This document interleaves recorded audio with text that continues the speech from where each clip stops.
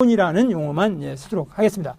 뭐 특별히 뭐 또 인문이라는 말을 써야 할 필요가 있으면 제가 쓰겠지만 하여튼 이 법학개론과 법학인문은 같은 말이다. 동일하다는 걸 꼭 염두에 두시고요. 그다음에 이제 이 법학개론을 함께 여러분과 익혀나갈 저는 강영진이라고 합니다. 그리고요, 이제 저한테 많은 분들이 또 뭐 이메일을 보내시기도 하고 이제 문자 메시지로 전화로 문자 메시지를 주셔서 궁금한 사항들을 질문하십니다. 그런 분들이 많이 있고 저는 또 그런 분들에 대해서는 또 일일이 그렇게 문자 메시지로 온 경우는 문자 메시지로 보내드리고 또 이메일로 오면 제가 이메일로 보내드리는데요. 일단 여러분이 가장 편한 것은 문자 메시지가 편하겠죠. 그래서 여러분들은 제 전화번호가 이렇게 되니까요.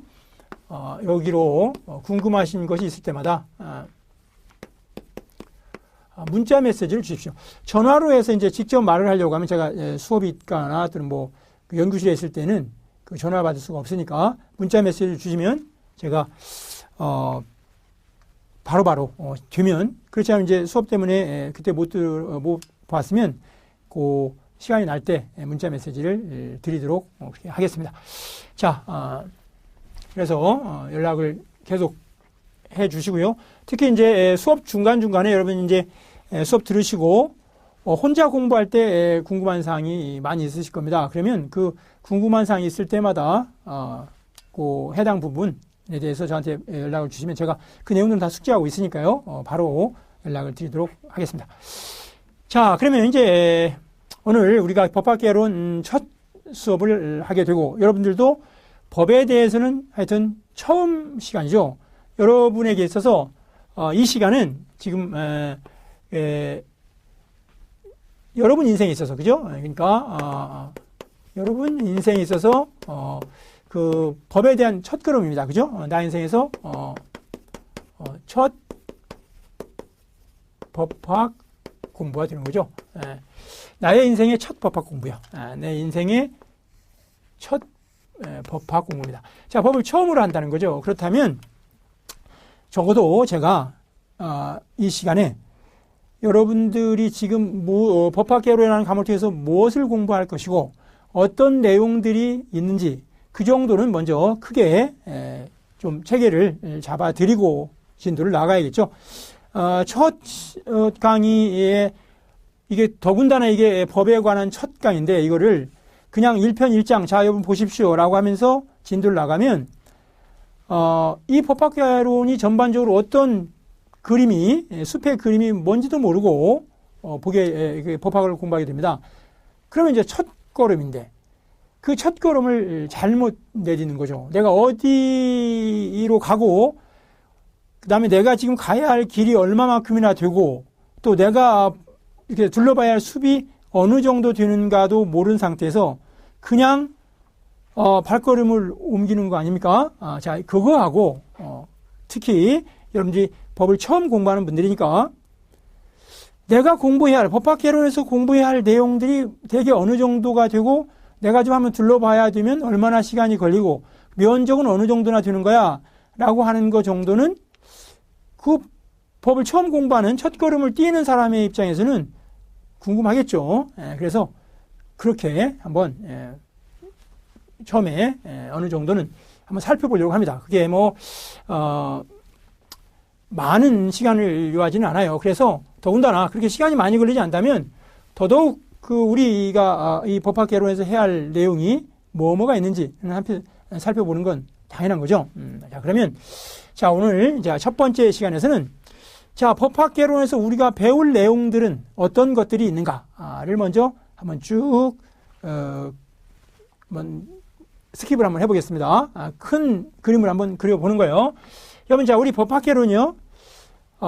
크게 나누면 이제 두 개로 나눠집니다. 크게 나누면, 자, 먼저, 큰 덩어리로 나누면, 이제 하나는, 우리가 배우고자 하는 이 법학개론에서 그 법학이라고 하는 그 과목, 법학이라고 하는 그 전체를 한번 볼 거예요. 그걸 바로, 이제, 법학, 일반이라고 합니다. 법학 일반. 법에 대한 전반적인 소개, 법에 대한 전반적인 소개입니다. 법학 일반은 자, 좀 가급적이면 쉽게 해야 되죠. 여러분 처음 법학을 공부하는 분들이니까. 그러니까 이게 법학 일반이라고 하는 말은 다른 말로 하면 법에 대한 소개입니다. 법에 대한 소개. 사실 여러분들이 다른 사람에게 여러분을 처음 알릴 때는 여러분 소개해야 되는 거잖아요. 제가 아까 저도 소개한 것처럼, 강영진이라고 제가 소개한 것처럼 여러분들도 법에 대해서 알고자 하면 법에 대해서 좀 소개를 받아야 되죠. 그 법에 대한 소개, 여러분에게 제가 소개해 드릴 첫 번째가 법학 일반이라고 하는 거다. 이런 얘기입니다. 법학 일반. 자, 그리고 그 법학 일반에 대한 소개가 끝나면 그 다음에는 개별적으로 우리가 배워야 할 법들이 있어요. 개별적으로 배워야 할 법들. 근데 그 개별적으로 배워야 할 법들이 법학 개론이니까 정말로 개괄적으로 아주 간단하게 아주 중요한 법들을 아주 간략히 배우는 것입니다. 아주 중요한 법들을 간략히. 그때 우리가 중요한 법들을 간략히 배워야 할 법들이 9가지 정도의 법이 있어요. 9개의 법 정도가 우리가 간략히 배워야 할 법입니다. 그러니까 법학개론은 결국 9개의 법을 배우는데 그 9개의 법을 배워나갈 때 소개를 먼저 받아야겠죠. 법에 대한 기본적인 소개를 받고 그 다음에 아주 중요한 9개의 법을 배우게 됩니다. 그죠? 그 다음에 법학 일반, 그러니까 요거에 우리가 또 하나의 법학 개론으로 배울 내용은 중요한, 그죠? 아주 중요한 거죠. 아주 중요한 9가지 법. 그죠? 아주 중요한 9가지 법을 배우게 되는 거예요.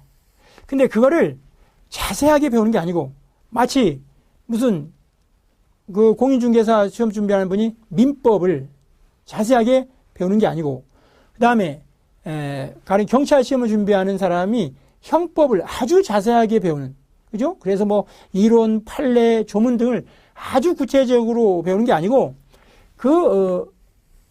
중요한 그 9가지 법을 그야말로 소개하는 정도란 말이에요. 이건 법 전체에 대한 소개고 법학 일반은 그 다음에 이 법학개론은 나머지 두 번째 큰 기둥이라고 하면 아주 중요한 9가지 법에 대한 소개입니다. 그죠?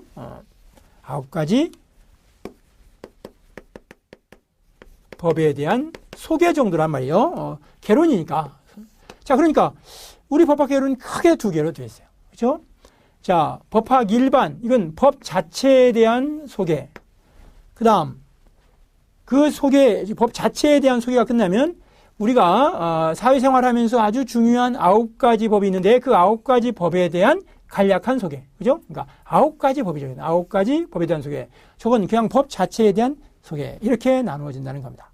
그러면 크게 이렇게 2가지로 나눠지는데 그러면 이제 요거를 제 1편이라고 할 수가 있겠죠. 이제 우리가 체계상 설명을 한다면 우리가 배울 과목은 법학 개론이라는 과목이고 그 법학 개론은 제 1편에서 법학 일반을 배우게 된다.